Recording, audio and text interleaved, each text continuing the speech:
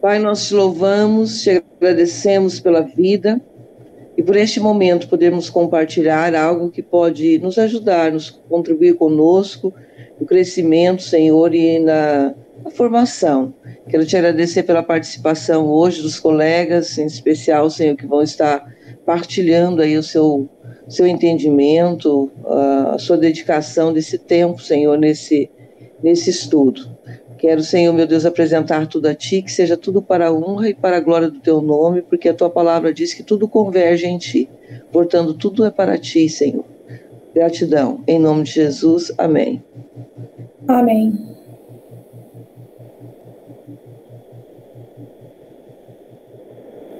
Tranquilo.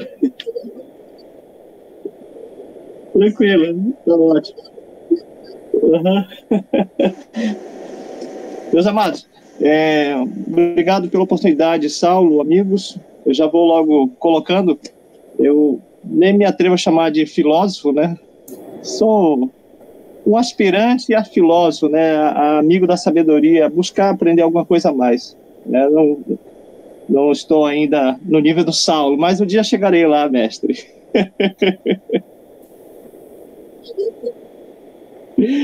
É isso aí, meu amigo. É isso aí. Mas obrigado pela oportunidade de a gente conversar um pouquinho sobre esse tema. Eu acho interessante, é muito bom realmente essa relação da filosofia com a ciência e a religião. Eu acho que a gente tem muito a aprender na imbricação desses conhecimentos. A gente sempre pode aprender muita coisa, né? E o livro do McGrath é realmente fantástico, né? Eu acho que os colegas devem estar gostando aí.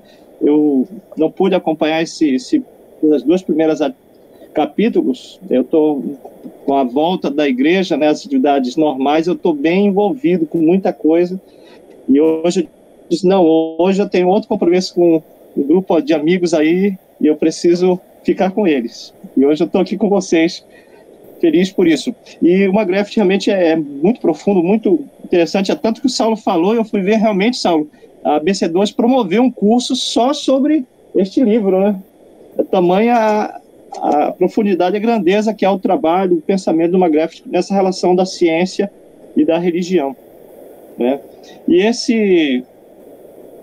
esse capítulo ele trata realmente dessa forma, dessa boa relação aí, entre a filosofia da ciência, como se concebe ciência, né? Como se trabalha a realidade, a questão da ciência, e como é que a gente pode aproveitar isso para nosso entendimento também na questão da religião, né? Da vida de comunhão com Deus. Eu vou falar um pouquinho dessa primeira parte. Vocês já viram aí a apresentação, o Saulo já colocou, né?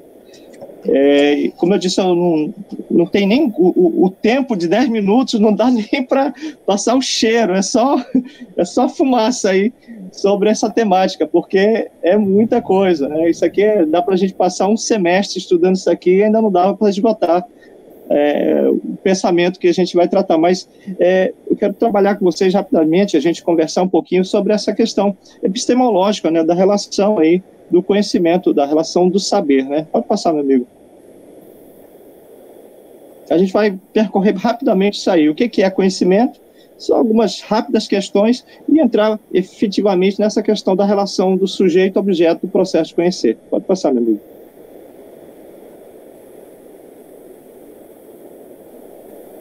Isso, está ótimo. Conhecimento, entre várias definições que a gente poderia tomar, tem várias, né?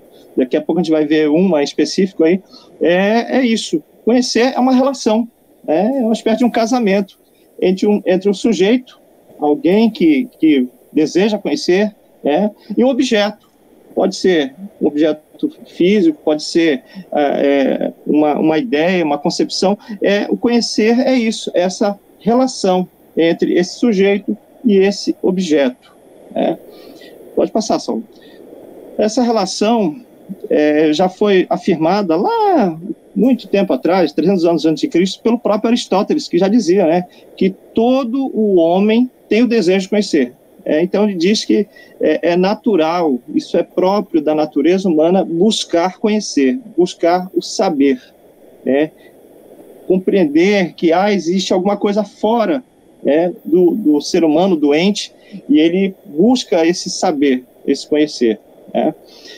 O mestre de Aristóteles, Platão, colocou isso de uma forma um pouquinho melhor lá no final da sua vida, na sua obra chamada Teeteto. Pode passar, Saulo.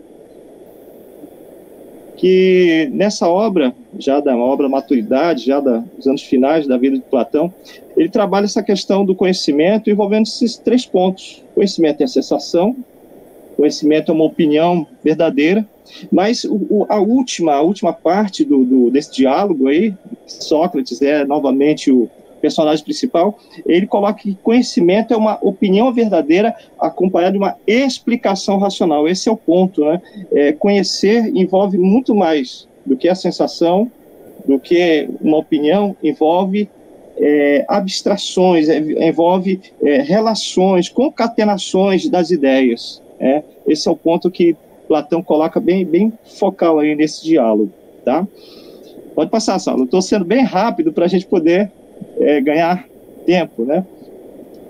Algumas questões que se levantam do processo de conhecer é isso. É possível conhecer? Dá para a gente conhecer as coisas? A gente conhece as coisas realmente? Aí surgem ideias como, está errado aqui, dogmatismo, né? E suas várias nuances. Dogmatismo tem várias características, né? Vários grupos dogmáticos, e o ceticismo também, afirmando que não, o conhecimento não é possível da forma mais absoluta, ou certas relativas, alguns pontos podem ser conhecidos ou não. Tá? O que a gente vai tratar especificamente é essa relação, esse outro ponto, a relação entre o sujeito que conhece e o objeto a ser conhecido. Para isso a gente vai ver esses 3 pontos que a gente tem aqui no capítulo 3 do Magraft, que é as ideias do idealismo, do realismo e do instrumentalismo. Pode passar, Saulo. Bem, o idealismo, ele tem como enfoque principal o sujeito, o ponto focal dessa concepção filosófica, desse processo de conhecer, está no sujeito. Então, eu até coloquei bem forte aí, o sujeito, ele extrai do objeto as informações da realidade. Nessas informações, a teoria é formada por conta disso. Ele consegue tomar a realidade em si, a realidade está aqui dentro do ser humano, da sua concepção. A realidade, ela é construída dentro da consciência desse ser humano, tá? É interessante esse último ponto aí, que ela chega a ser uma representação, Essa realidade, ela na verdade se apresenta como uma representação do sujeito, faz do objeto. Então, se você vê um passarinho, a questão das cores, a forma, até o canto, são, na verdade, representações da minha consciência daquele objeto, daquele ser. Não necessariamente eles existem. Pode ir, meu amigo. E aí a gente tem essa figura, acho que dá para ilustrar um pouquinho, essa questão. Qual é o meu ponto de vista, será que realmente é um 6? Será que é um 9? Isso dá para a gente ilustrar bem. Depois tem mais umas que a gente vai verificar esse ponto aí. Pode passar, Saulo. O idealismo, a gente tem várias visões, mas tentando fazer uma forma bem mais simples, fica fácil a gente trabalhar, até pelo tempo. Tem esse idealismo fraco do Berkeley, que trabalha acerca de uma existência que é percebida. A percepção é do indivíduo, essa percepção da realidade, tá? Só que ela pode ser compartilhada, interessante isso. Mas aí, tanto que tem uma frase dele, que ser é ser percebido, é a frase de Berkeley. E aí pode levar a questão, poxa, então se eu não sou percebido, eu não existo? Até fazendo uma crítica, um pequeno digressão aí. Hoje no Facebook, ou na verdade no Instagram é isso, Se eu não sou percebido, não recebo um like, eu até deixo de existir mesmo, Isso é até interessante, esse aspecto. Aí parece que o Berkeley já previa alguma coisa séculos depois. Mas, meus amados, é interessante isso, porque Berkeley percebe essa questão, essa imbricação aí, esse detalhezinho, e ele coloca uma forma de de resolver isso. Ele responde que, na verdade, Deus, como é onisciente, onipresente, ele consegue perceber todas as realidades. Então, não necessariamente eu ser percebido por alguém, eu não chego a existir. Existo porque Deus, né, ele era um anglicano, né, arcebispo anglicano, ele consegue, usando aí a ideia da realidade de Deus, salvar essa questão para o idealismo. Tá? Mas tem uma questão, tem um probleminha ali embaixo, né? Poxa, será que Deus iria enganar o ser humano quanto à realidade? Quer dizer que não existiria um mundo, isso aqui seria só uma concepção das nossas consciências, porque basicamente o idealismo trabalha em cima disso, né? A gente leva-se a refletir sobre esse aspecto. Pode passar, Saulo. O idealismo mais forte, que é o do nosso conhecido e estimado Kant, né? O Kant, ele tem uma concepção ainda mais aprofundada sobre essa questão do idealismo, né? Ele chama de idealismo transcendental, né? Na verdade, é até bem complexo o sistema filosófico do Kant, ele exige realmente mais tempo para a gente trabalhar, mas eu tentei pontuar aí para ficar mais simples possível, né? Além dessa questão da ideia, você, para poder perceber as coisas, você vai trabalhar com algumas categorias, digamos assim. Então, para perceber o mundo, você tem uma categoria de espaço, mundo físico. Para a questão da memória, da reflexão, você tem a categoria tempo. Então, essas são categorias de intuição. Mas existem outras, existem também as categorias de entendimento, que eu coloquei logo no terceiro ponto. As causas, necessidade, a unidade das coisas, todos isso aí estão operando junto para que a gente perceba o fenômeno, a gente tem a percepção do fenômeno, tá? Mas não necessariamente isso é o número, a coisa em si, a coisa que está lá fora. Então ele distancia muito essa questão da realidade do que a gente percebe. Mas aí surge novamente aquele problema que já tínhamos no idealismo do Berkeley, né? A gente começa a conceber, fica tão fora do mundo, se abstrai tanto disso, que como é que fica a questão de Deus, né? No caso de Kant, até a ideia do eu passa a ser questionada, né? Isso poderia levar, de uma forma mais drástica, a um ceticismo, né? As nossas ideias fugiriam tanto, que o que seria o mundo em si? A realidade em si, qual é? Qual é esse número, afinal? Temos capacidade de conhecê-lo, ou de conhecê-lo em certa parte? Então, essas são as questões principais do idealismo. Pode ir, meu amigo. Agora a gente vem a outra concepção da relação sujeito-objeto, que é o realismo. O realismo é aquele sistema que é o antítese, o contrário do idealismo. Esse caso, o objeto precede o sujeito. O objeto está lá. Ele se apresenta ao sujeito. E esse objeto, ele comunica, ele transmite coisas para esse sujeito. Então, aquilo que existe, aquilo que eu concebo, que eu tenho percepção, é aquilo que existe lá. Esse sistema, de forma mais radical, né? Lógico, de forma mais direta, a ideia é essa, né? As cores do pássaro, o canto, tudo isso existe realmente. Não é só uma apreensão, não é só uma ideia formada na minha consciência. Isso realmente existe, né? De forma geral, o senso comum tem essa apreensão da realidade, né? Aquilo que é o que é. Aquilo que está lá fora, a gente percebe aquilo que existe, né? É uma apreensão desse objeto, né? E é tanto que esses objetos podem ser conhecidos sem afetação. Isso é uma forma chamada de realismo extremo. A gente conhece realmente como é, sem nenhuma alteração do sujeito, tá? Pode passar, meu amigo. Mas aí tem uns probleminhas. O que a gente percebe nessas imagens? Vou passar algumas imagens para a gente verificar alguns probleminhas aí.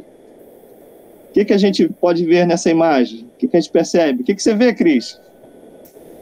Eu vejo uma jovem de perfil. O que mais que eu consigo ver? Porque isso é só aparente, né? Deve ter alguma coisa a mais aí que eu não estou conseguindo ver. que mais que a gente consegue ver? Tem uma jovem de perfil, é verdade. Eu tô vendo uma velha. Isso, tem uma senhora também idosa aí, né? Dá para perceber isso aí, né? Um Agora efeito dá. aí. Vamos pra... É verdade, tô vendo a velha. Ela tem uma verruga no nariz também, tem uma verruguinha no nariz ali. Seria o nariz da jovem, né? Pode passar, Saulo, tem mais aí. E esse aqui?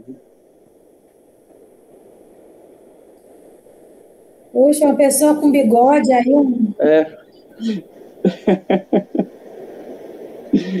Legal, né? Dá para ver o senhor, né? Aquela pessoa com bigode, tal, como a Cris colocou, mas existe também ali um pastor que está olhando as suas ovelhas e as nuvens, né? Lá no horizonte cria esse efeito aí, né? Pode passar com a cabeça nas nuvens. É isso aí.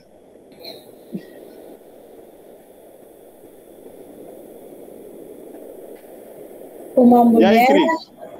Uma mulher muito elegante, com o cabelo todo penteado aí com pavão. Não sei mais. Eu vi um pavão também. Pois é, a mulher e o pavão. Beleza. Pode passar, Saulo. E esse aqui, olhe bem fixamente aí para o centro, o que você vê? O que eu vejo aqui?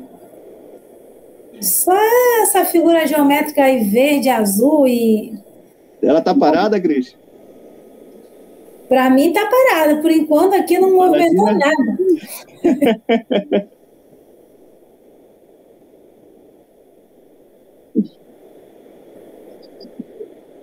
Isso.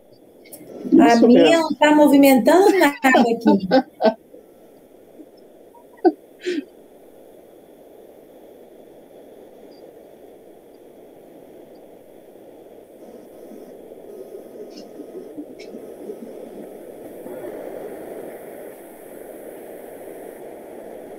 E aí, Cris? Não se movimentou nada, nem um passo. Mas está faltando concentração aqui, eu acho. Vai para a próxima, Saulo, por favor, amigo. E essa aqui?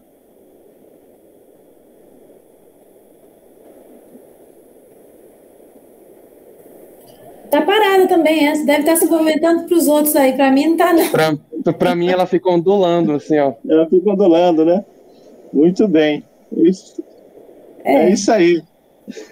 Obrigado, Saulo. Pode passar. Meus amigos, qual é o problema disso, né? Exatamente essas imagens, essas figuras que a gente viu, elas apresentam um detalhe do realismo, que as nossas percepções podem ter algumas ilusões, pode ter algumas percepções errôneas. Esse é um dos problemas do realismo, e basicamente elas dependem da nossa capacidade visual. Então, se a gente usa óculos, se a gente está muito distante daquele objeto, a questão da luz, o próprio uso da mágica acontece por isso, né? Você criar uma percepção que não é real, né? Você trabalhar com a distância, a luz e tal, você consegue criar percepções falsas. E esse é o grande problema do realismo, né? Pode passar, Saulo. Meu tempo já está acabando, eu sei. Não está acabando, não. Não, porque nós fechamos 10 minutos para cada, aí tá... Mas estou pedindo tempinho extra aí, ô presidente. Então, meus amigos, quais as implicações disso? A questão da desenvolvimento da teoria científica está diretamente ligada a essa questão. A teoria científica, ela consegue apresentar uma verdade, uma aproximação da verdade daquilo que está lá fora no mundo, isso acontece ou não? Existe uma crítica antirrealista, que na verdade as teorias seriam subordinadas, elas não dão um acesso direto àquilo que é real. Pode passar, Saulo. Que aí vem exatamente o terceiro ponto, que é o instrumentalismo, que é esse conhecer, principalmente na questão da ciência, ele não precisa ser necessariamente falso ou verdadeiro, né? Ele deriva do caráter instrumental. Se ele consegue descrever bem aquele fenômeno, aquela realidade, então ele é válido, né? Ele tem seu valor, né? E isso é importante porque, segundo esse ponto, as teorias científicas não fornecem quadros verdadeiros, mas aproximados, próximos, né? O McGrath colocou isso muito bem no livro, deixa eu até pontuar aqui para nós, eu acabei não colocando, peço desculpa de vocês. Lá na página 105, ele diz assim, lá no finalzinho, uma teoria científica é melhor entendida como uma regra, um princípio, ou um dispositivo de cálculo para derivar previsões a partir de conjuntos de dados observacionais.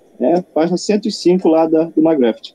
Então, a finalidade da teoria é servir desse instrumento, dessa base em cima da qual a gente consiga conceber outras teorias, né? Outros aspectos da realidade. Pode passar, Saulo. Isso, obrigado. Assim, elas seriam basicamente ferramentas, instrumentos, por isso que o nome instrumentalismo, né? Mas elas rejeitariam afirmações totalmente realistas no tocante a trabalhar com a realidade, tá? Eu vou passar, realmente devido à questão do meu tempo, pode passar, Saulo, mais uma. Nós temos nesse aspecto aí do instrumentalismo, a gente vai até voltar a isso lá no finalzinho, né, Saulo? A gente vai tratar um pouquinho sobre Thomas Kuhn, a gente vai voltar um pouco nessa temática, tá? Que seria esse não realismo não racional, que o Thomas Kuhn ele vai trabalhar nessa questão do aspecto da honestidade, como a ciência ela pode ser objetivamente racional, mas tem aspectos que a gente precisa ter cuidado, ter certos detalhamentos que a gente precisa trabalhar bem. Pode passar, Saulo. Fechando, meus amigos, eu percebi, a minha percepção do capítulo aqui, dessa primeira parte, eu percebi que o McGrath, ele enfatiza bem esse aspecto do realismo, né?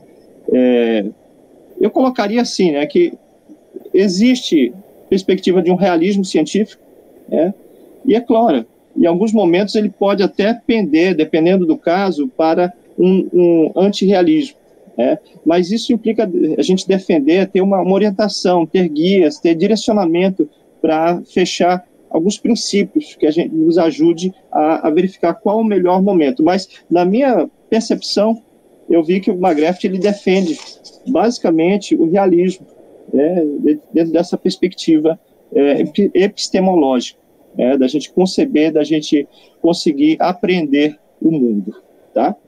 E é isso aí. Grosso modo, é isso aí que a gente pode colocar. Algum questionamento, observação?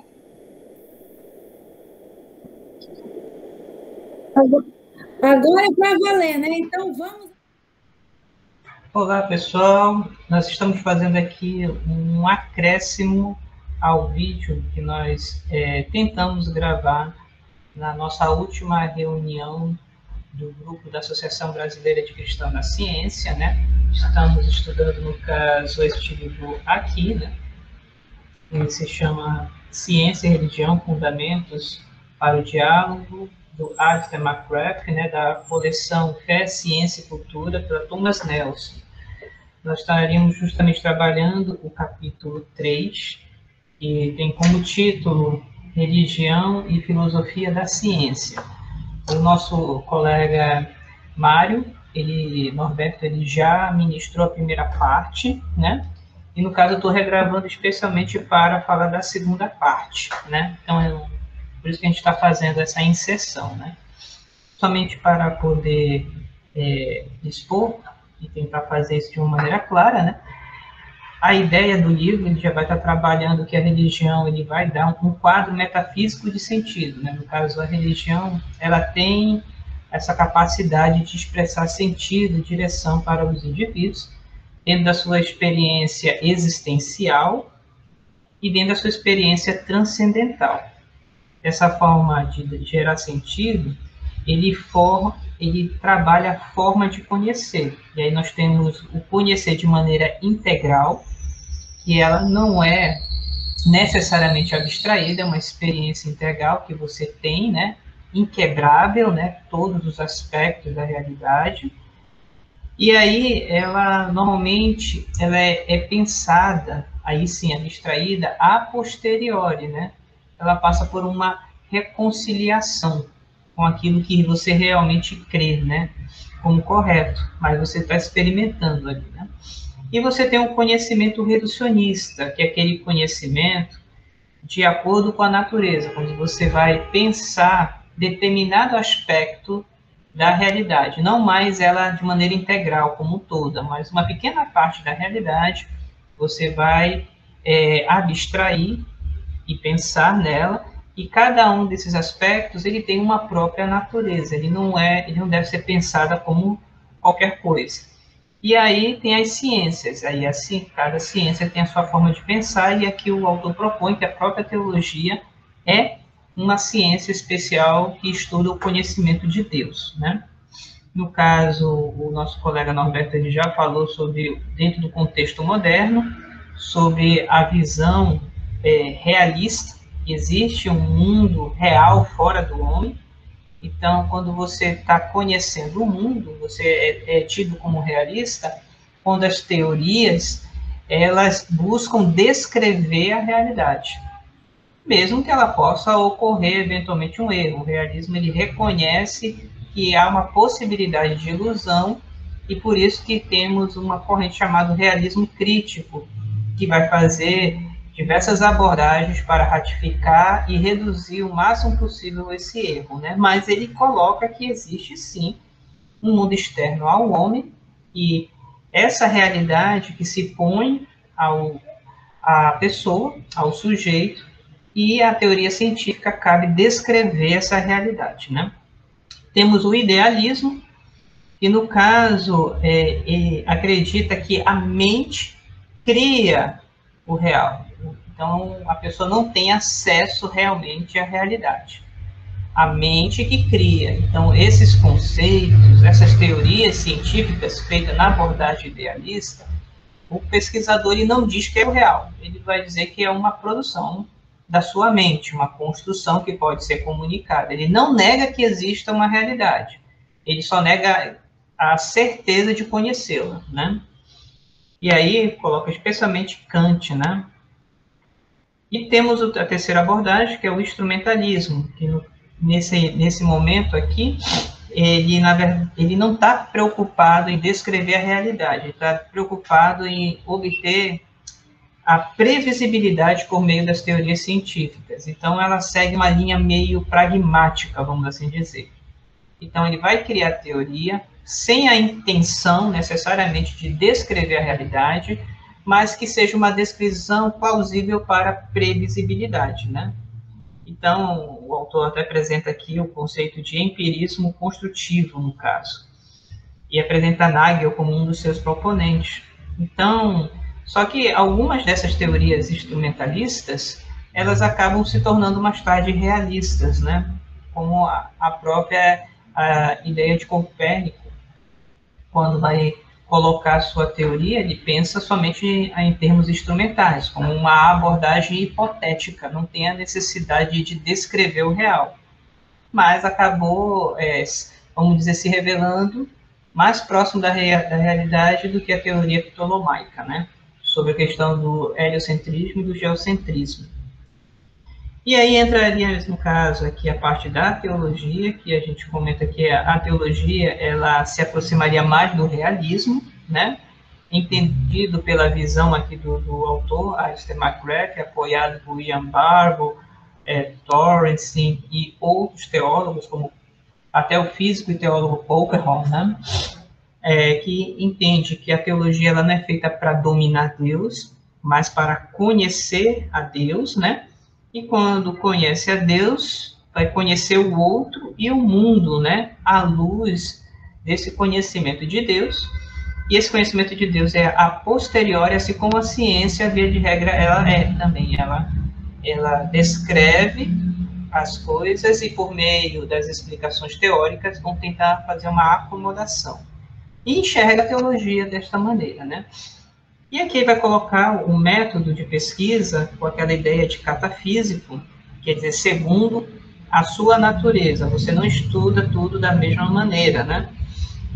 E nesse sentido, ele vai colocar que cada ciência tem o seu método, não existe um método unificado, é uma ilusão, né? Que foi a pretensão de Hume e também era do Círculo de Viena com o positivismo lógico, que vai dizer que existe um método único para a ciência. Não, não existe. Cada uma das ciências, a química, a física, ela pode ter um design semelhante, mas cada uma delas vai ter um método adequado ao seu objeto de pesquisa. Química, aos agrupamentos de átomos, de energia, a física, a questão da matéria, a biologia, a questão dos organismos, cada uma tem o seu objeto e o seu método de pesquisa, que acabou se delimitando ciência como conhecimento produzido por método, ao objeto pelo qual pesquisa, né? E a teologia também entra como também um saber sobre Deus, no caso, né?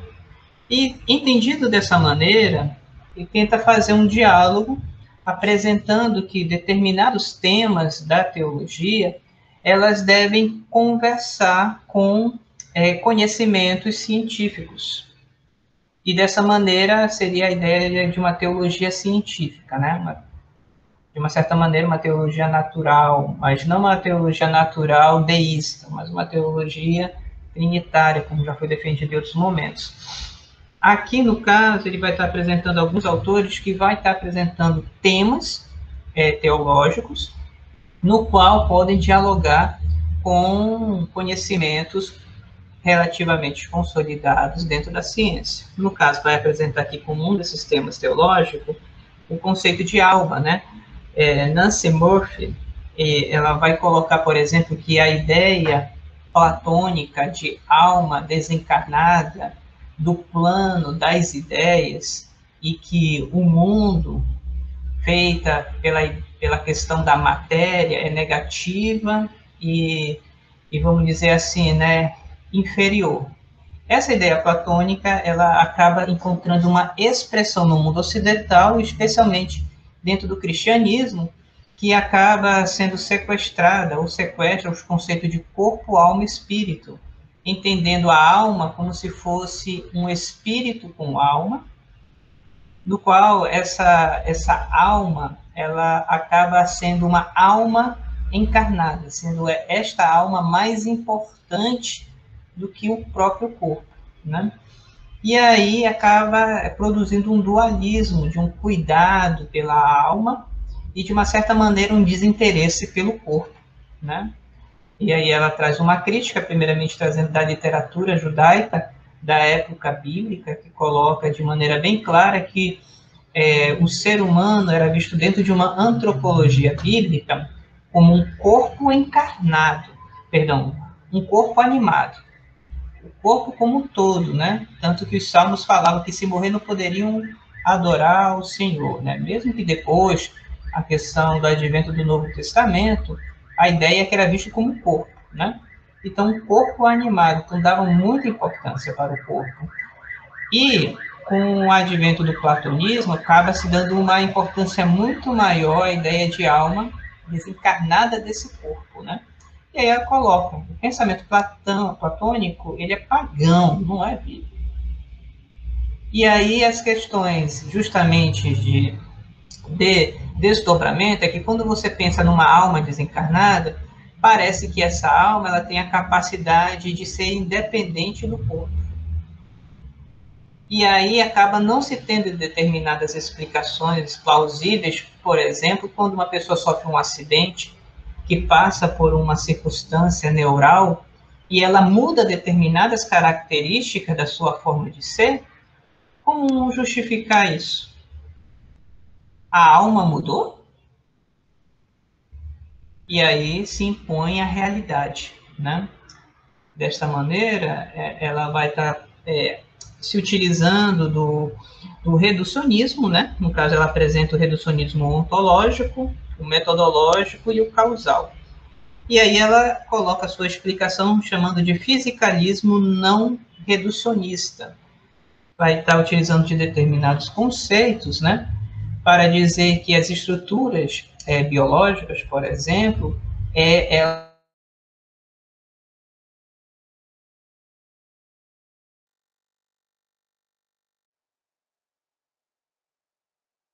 e isso, de uma certa maneira, justifica, por exemplo, essas circunstâncias de acidente que ocorrem determinados impactos no sistema nervoso, que a pessoa pode mudar de personalidade. E aí, como é que fica essa questão de alma, né? É bem interessante, é uma coisa que às vezes a gente não pensa, porque a nossa prática é pensar a alma separada, especialmente porque nós vivemos dentro de uma tradição muito influenciada ainda pelo platonismo nesse sentido, e a nossa teologia também. Olha, não pense que é só a igreja não, tá, gente? Você vai ver os filmes, que você vê assim que é uma consciência pode ser colocada dentro de um cartucho em ficção científica. Você vai várias inteligências artificiais sendo postas aí como consciência desencarnada, né? E aí a própria neurociência coloca que para ter mente precisa ter corpo. Todas as nossas formações nervosas, elas conformam a formação da nossa mente, né? E aí, por exemplo, o princípio bíblico de corpo animado, ele se torna, vamos dizer assim, muito real, comparado à noção platônica de uma alma uma alma que se encarna e pode desencarnar no momento que quiser, né? A questão de significado, né? A inteligibilidade do cosmos, como é que o cosmos tem significado? Como é que nós somos capazes de entendê-lo, né? E aí ele coloca justamente 2 pontos, a inferência inconsistente, como é que determinados números, determinadas descrições matemáticas conseguem descrever situações no mundo natural. Como é que esse mundo da matemática, essas hipóteses que nós criamos, elas conseguem corresponder? Nós conseguimos linkar uma coisa com a outra, dizer que realmente é a causa? Muitas das vezes não, nós criamos uma hipótese, ela corresponde àquilo, mas nós não temos uma natureza fortemente causal para aquilo, né? Então, a gente chama de inferência inconsistente, né? Do século XIX, né? Will Weller. E a teologia como um quadro interpretativo. Ele vai também dizer que o quadro cultural influencia a nossa teologia. Então, se a nossa teologia é bem estruturada, ela vai influenciar a nossa visão do quadro cultural, né? E logo isso vai influenciar a nossa ciência, porque está influenciando a nossa metafísica, isso vai influenciar os nossos estudos. E aí ele coloca sobre a questão dos tipos de abordagem para a explicação causal, né? Ele traz aqui de Simon, né, as abordagens para explicar um mundo do tipo ôntica, e ele, para explicar uma coisa, ele descreve as estruturas, né, as coisas, e a abordagem epistêmica, que vai estar falando que o conjunto de informações pode gerar um discurso sobre aquilo, né? Então, nós temos aí 2 formas, a ôntica e a epistêmica. E essas 2 formas são trabalhadas para fazer as estruturas causais do mundo nas nossas explicações. E aí coloca-se, por exemplo, será que a religião ajuda a explicar alguma coisa, né? Ele coloca que, primeiramente, tem filósofos que entendem que a religião não tem obrigação de explicar o mundo. Tem obrigação de trazer uma revelação sobre o transcendente. Quem explica o mundo é o homem que está atrás disso, né? Por exemplo, Albert Plantinga vai falar que não tem essa necessidade para uma religião ser uma religião considerada coerente, consistente, ela não tem necessidade de explicar o mundo. Outros, porém, já entendem que a religião tem uma capacidade explicativa. E quando eu estou dizendo religião, leia-se cristianismo, leia-se aí a tradição histórica do cristianismo, tá? Então, por exemplo, a inferência teológica científica do teólogo Swinburne, que vai falar sobre a hipótese, né, empírica da religião, da existência de Deus para explicar as coisas. Ele vai colocar que a concepção teísta, especialmente trinitária cristã, ela explica muito melhor e com mais sucesso, mesmo que não perfeitamente, e também sem a pretensão de ser isenta de erros, mas explica muito melhor a hipótese de existir um Deus para explicar o universo e o mundo do que a metafísica naturalista filosófica, né? e diz que só existe a matéria. Porque decorrem vários problemas, por exemplo, porque existe consciência. A evolução não explica a consciência. Se é para nós nos reproduzirmos, não precisaríamos ter consciência, porque a consciência é um alto custo energético de várias formas. Não existe uma explicação, por exemplo, pela seleção natural para nos separarmos dos animais para ter consciência e outras coisas, né, que acaba tendo furo na metafísica do naturalismo filosófico. E dentro dessa discussão ele apresenta o Clayton, né, que ele fala, muitas das vezes o conceito de explicação é um pouco equivocado, né? Por exemplo, se você coloca a explicação como uma situação de correlação estatística, que eu sou capaz de criar uma teoria e fazer uma correlação estatística, a religião não se prestaria para isso.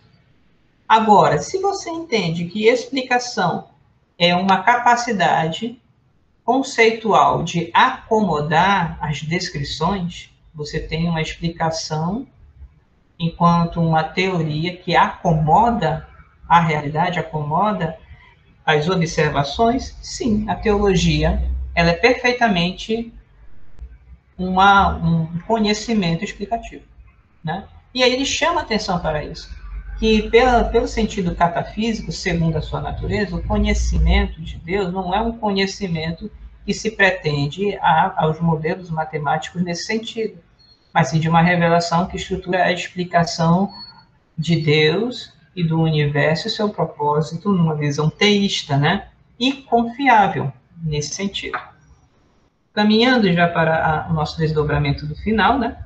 Ele vai colocar aqui que para poder fazer essas explicações, nós temos dois tipos de lógica, e ele vai tentar fazer uma espécie de crítica velada à ideia de conhecimento lógico científico das ciências naturais.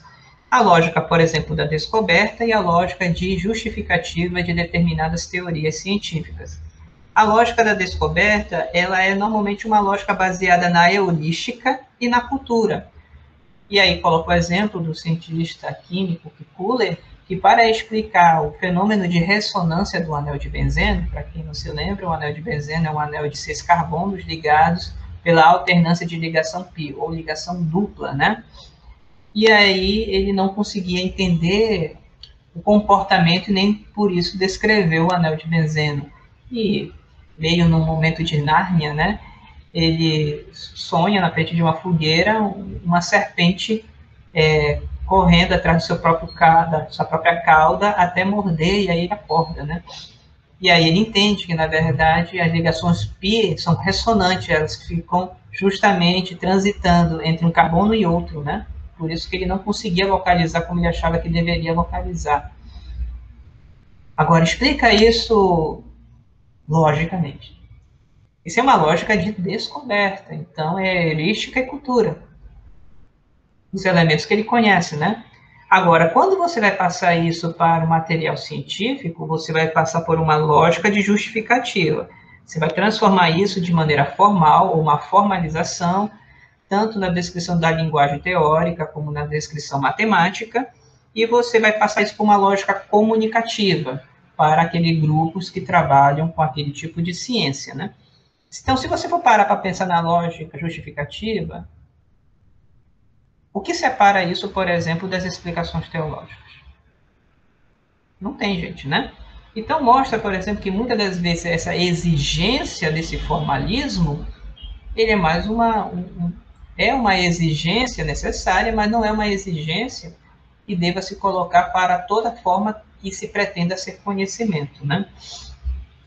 E aí, ele traz que o que é mais sugerido nesse contexto de lógica de descoberta e justificativa para a seleção de teorias, né, é a inferência da melhor explicação. E aí ele sugere algumas características da melhor explicação, como uma teoria tem simplicidade, por exemplo, a navalha de Oca, né, você tem duas teorias, uma muito complexa que dá um resultado e outra muito mais simples que dá o mesmo resultado. Você escolhe sempre a mais simples, né? Apesar de dizer que é mais simples, não quer dizer que é verdade. Por exemplo, a teoria copernicana, né, ptolomaica e copernicana, a ptolomaica ela era relativamente mais simples, relativamente mais fácil, né, do que a copernicana. Só que a copernicana era, com o olhar de hoje, seria mais real, né? Elementos de elegância e beleza, né? Então, uma teoria ela é elegante, tanto matematicamente como estruturalmente, né? E aí podemos, por exemplo, novamente dizer que isso é muito interessante, né? Mas não podemos dizer que isso garante a verdade. Por exemplo, a teoria da relatividade restrita de Albert Einstein falava que era uma teoria muito complicada, sua mecânica, comparada, por exemplo, com a mecânica newtoniana. Todavia, era uma matemática muito elegante. E isso chamava a atenção, né? E isso retorna, por exemplo, com a mecânica quântica, né? Então, são elegantes, são belas, em um certo sentido, né? Mas isso não garante ainda a verdade. E capacidade de prever, né? Tem uma capacidade de trazer previsão, uma previsibilidade, né? Isso é interessante. Mas, novamente, não garante a verdade. Por exemplo, né? Daqui já a gente dá o exemplo do darwinismo. Havia a teoria de William Perry, baseada na teologia natural, dizendo que todos os organismos eram baseados no design, e por causa do design indicava um criador. Né? O design seria o desenho dos animais, porque eles foram criados com um propósito. Só que tinha muitos problemas essa ideia, já acumulados ao decorrer dos séculos. Por exemplo, porque determinados animais têm vestígios de órgãos que não têm. Por exemplo, o apêndice intestinal, as nuances ósseas em serpentes, denotando que havia ali membros inferiores e superiores. Se caso foi criado numa criação especial, divina, por que manter esses apêndices?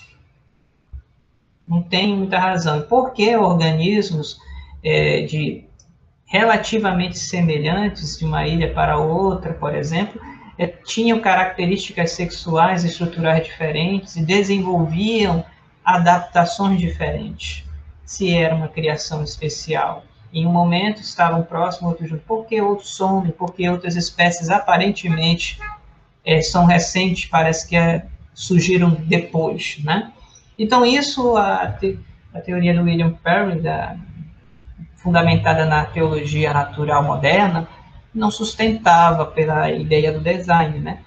E Darwin, com a sua teoria baseada na seleção natural e da ideia de evolução, ele explicava muito mais. Com falhas? Com certeza, falhas. E assim, uma das limitações é que essa teoria não prevê, ele só explica o passado. Mas ele não prevê, vamos dizer assim, determinadas formas no futuro, né? Então, hoje é considerada uma teoria científica bastante consolidada, né? Mas ela não tem essa capacidade aqui de previsibilidade. Tem indicações, mas não como uma teoria da mecânica newtoniana, que você sabe que se você jogar numa velocidade, isso vai chegar em tantos metros. Não desse jeito, né? E aí ele vai falar sobre, justamente dentro da filosofia da ciência, sobre teorias de como escolher, né? Primeiramente, ele vai trabalhar a ideia do Carnap, do verificacionismo, né? Então, algo é evidente aos nossos sentidos, ou aos nossos instrumentos que são manipulados pelos nossos sentidos, então, nós podemos dizer que aquilo dali é uma teoria que corresponde ao real. Isso daqui está muito influenciado pelo positivismo lógico. O positivismo lógico foi uma corrente filosófica científica que entendia que só, por David Hume, né, que é um empirista, que a única coisa que é conhecimento é quando é o conhecimento científico. Outras formas de saber, de conhecer, não são considerados conhecimentos, de acordo com a interpretação dessa corrente filosófica. E só é conhecimento aquilo que existe uma abordagem ligada aos nossos sentidos, se nós podemos verificar. Por isso que é chamado de verificacionismo, né? Mas aqui teve vários problemas que não faz justiça à realidade. Por exemplo, se eu tomei um café da manhã, café com leite, e daqui a amanhã ou até a noite, Como eu provo que eu tomei café com leite? Não existe o café com leite, pois eu tomei. Não gravei. Não registrei. Isso só está na minha memória. Então, todo conhecimento de memória não é conhecimento? Isso é contra-intuitivo, porque para nós é muito real. Mas, como nós não temos como verificar o passado, por não ter alguma forma de registro, e nós vamos somente recorrer à memória, e isso não é considerado conhecimento. Deu para entender? Então, ele tem momentos de falha o positivismo, né? Sem contar que outras formas de conhecimento, por exemplo, dentro das ciências humanas e da religião, eles não são considerados conhecimentos, são descartados, até sem necessidade, né? E aí a gente chama que é um extremismo de redução, né? Então, o verificacionismo tem essas falhas, tem esses problemas aí, né? Eu até coloquei aqui, ele despreza a teologia, porque a teologia é baseada dentro de uma metafísica transcendente, né? Existe um sentido além da matéria. Então, para isso, seria uma blasfêmia, vamos dizer assim. Aí vem o Popper, né, com o falsificacionismo, né? Ele vai fazer uma demarcação entre o que é científico ou não. E aí, muito inspirado pela teoria do Albert Einstein, sobre a própria capacidade de verificar se a teoria é correta ou não. E o Albert Einstein ele vai falar sobre um efeito de redução para o infravermelho, para poder enxergar determinados tipos de corpos celestes, né? E ficam, de uma certa maneira, a luz ela acaba sendo desviada pelo tecido de espaço-tempo. Era possível verificar se ela erraria ou não, né? Então, muito baseado nisso, e também na teologia da falsificação, que ocorreu muito na década de 50 e 60, né? Emerge Popper também com a ideia do falsificacionismo, né? Quase que não sai. Uma teoria ela é correta quando ela possui limites e ela pode ser falseada, né? Então, se é uma teoria sobre átomos, que prevê algo, se eu colocar uma coisa que falsifique e ela realmente seja falseável, primeiro, ver se ela erra e se ela realmente é delimitada. Então, isso contribuiu, na verdade, para o pensamento mais rigoroso das atividades científicas. Mas, novamente, isso não representa a psicologia e a sociologia científica, né? Por exemplo, nenhum cientista faz uma teoria pensando em falsificá-la, faz para verificá-la, na verdade, né? Então, ele também acabava primando muito por um conceito mais internalista da ciência, que seria a coerência e a consistência interna, né, das teorias. E não falava muito das relações externas. E aí, o autor, o Alistair McGrath, apresenta a última, que seria a relação da teoria com a observação, com a ideia de paradigmas científicas de Thomas Kuhn, né? Thomas Kuhn vai usar a história da ciência também, e ele vai usar elementos sociocognitivos, chamados de paradigma, que em determinado momento a comunidade científica ou grupo de praticantes, ele tem um paradigma científico que é uma forma de fazer. Alguns problemas não conseguem ser respondidos por esse paradigma, que é uma forma de fazer ciência, e ali começa a se criar alternativas ad hoc, quer dizer, complementos à teoria, e chega um momento que esses complementos e outras atividades se transformam numa nova ciência, né? E aí aquela ciência que é a hegemônica é chamada de ciência normal, e aí essa nova ciência é chamada de ciência emergente. Chega um determinado ponto que a ciência emergente, ela se torna a ciência normal, e essa ciência emergente traz novas práticas de fazer ciência, e aí se torna um novo paradigma. E aí ele entende que, especialmente na física, ocorreu vários momentos de mudança de paradigma. Mas ele mesmo não é muito claro na ideia do conceito de paradigma, né? Mas o próprio Alistair, ele coloca que isso é muito parecido, por exemplo, até mesmo com a própria teologia, determinados tipos de entender teológicos, com o tempo mudaram, muito também baseado com a própria mudança do método científico, né? dá um exemplo sobre a questão do sofrimento de Deus, que na Idade Média era considerado que Deus não sofre, que Deus não sofreria. Então a obra, vamos dizer assim, da Cruz do Calvário não era entendida como um momento que Deus sofresse, né? Aí, mas na década de 70, vários teólogos trabalharam com a ideia do Deus sofredor. E foram tão influentes, mostrando a personificação de Jesus como Deus sofredor, que mudou totalmente o pensamento sobre isso, né? Se tornando o pensamento hegemônico, o fenômeno de Deus sofrer no tempo, por meio de Jesus, né? Contudo, Thomas Kuhn, ele rejeita a ideia de realismo, né? Ele está muito mais perto de um instrumentalista, né? E é uma coisa que precisa ser pensada, porque realmente a ciência ela tem uma perspectiva sociológica e não somente da teoria da sua coerência interna. E é um diálogo que necessita ser enfrentado e feito, né?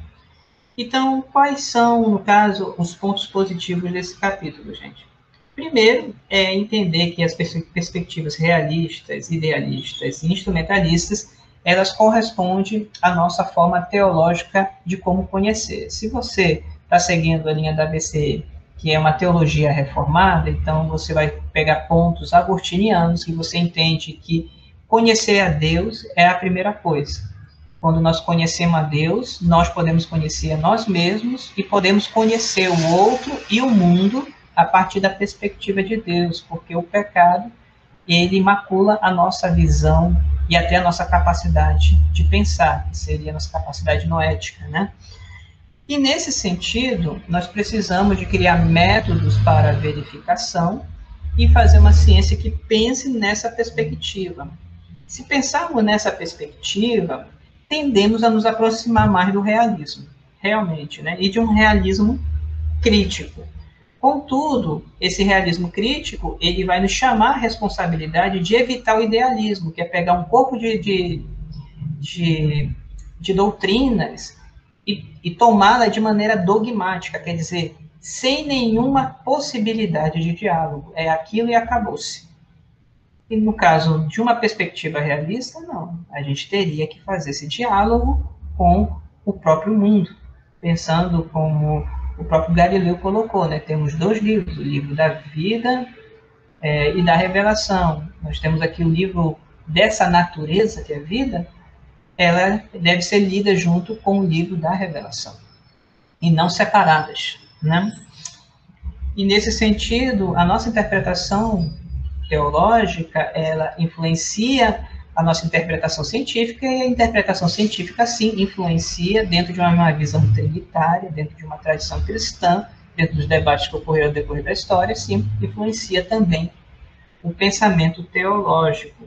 Então, dessa maneira, a gente fez essa ideia do nosso trabalho aqui no capítulo 4. Espero que você tenha gostado, tá bom? Um abraço a todos, até mais.